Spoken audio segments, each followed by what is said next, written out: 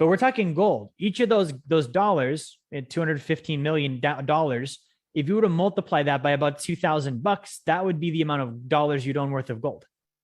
Think about that. Like that's more than anyone needs. That's ridiculous. Okay. So let's look at some more math on this. 1 ounce of gold equals $1,850, right? So we can look at the math on that. 215 million ounces times $1,850. But if you look on the Federal Reserve Bank's balance sheet, they report that they only own plus or minus like $11 billion worth of gold. They're like, hey, we have 79% of our reserves in gold, which is 8,134 tons, which is 215,188,549 ounces of gold. But we only own $11 billion worth of gold. Those numbers don't match. If you're like looking at the basic math of that, 215 million times 1850 is not just 11 billion.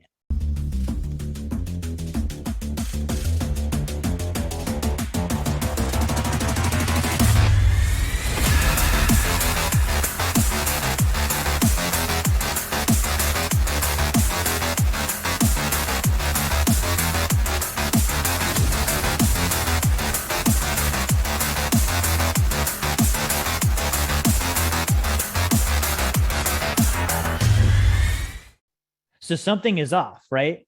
Why would they say in ounces we have this much, but in dollars we only have this much, and the dollars are substantially worth than what the ounces are? They're less, right? So $1,850 an ounce, right? If you look at 11 billion and you divide 11 billion by $1,850 an ounce, which is about what an ounce of gold costs right now, that would mean that based on that $11 billion number, that would mean that they only own 5 million ounces of gold, right? So I want to point out, because this is a conflicting information. We can't have 8,134 tons, which is $215 million, 215 million ounces of gold valued at $11 billion. That doesn't make any sense, because based on the current market price of gold, that means that we only own 5 million ounces of gold, which is a lot less than 215 million, right? Even if you failed math, we can agree 5 million is less than 215 million.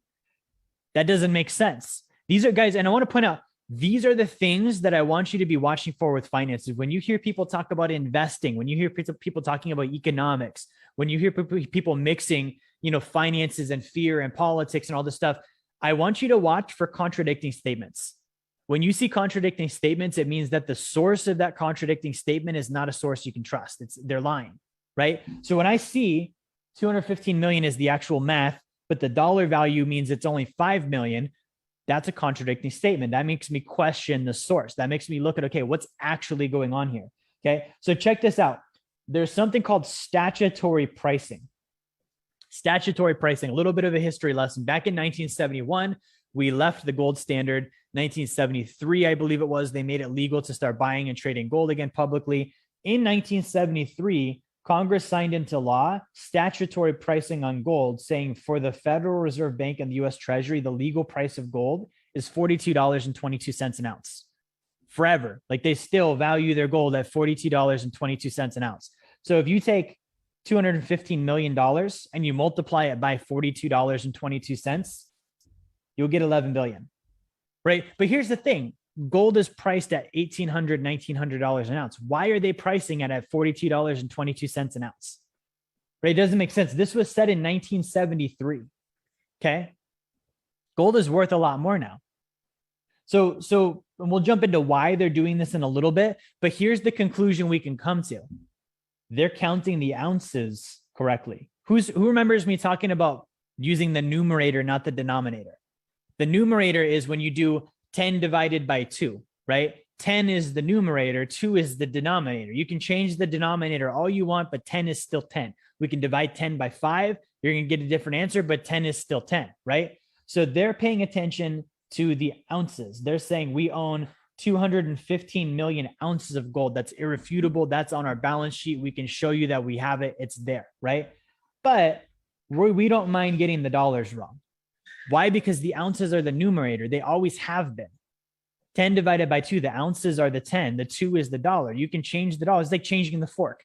You can eat your meal with whatever utensil you want to. The meal is still the meal, right? So what this tells me is, in the eyes of the Federal Reserve Bank, the price of gold doesn't matter, right? The price of gold doesn't matter. How many ounces are what matters. Okay. If you're wondering, what does Wealth Dynamics do? How can we actually help you? Number one, if you haven't gotten a copy of my book, Blueprint to Financial Freedom, grab one now. You can get that down in the comments in the video. You can get the link for that. Number two, we do a free course on Fridays on personal finance. Okay, you can also get the link for the description there too. And then finally, if you have a desire to start getting help walking through these different phases toward financial freedom, book a call with my team. Go to our website, set up a call. We're able to help out and answer questions. That's how we can help you. Thank you for watching. Like, share, subscribe. Make sure you turn notifications on, and I will talk to you guys on the next video.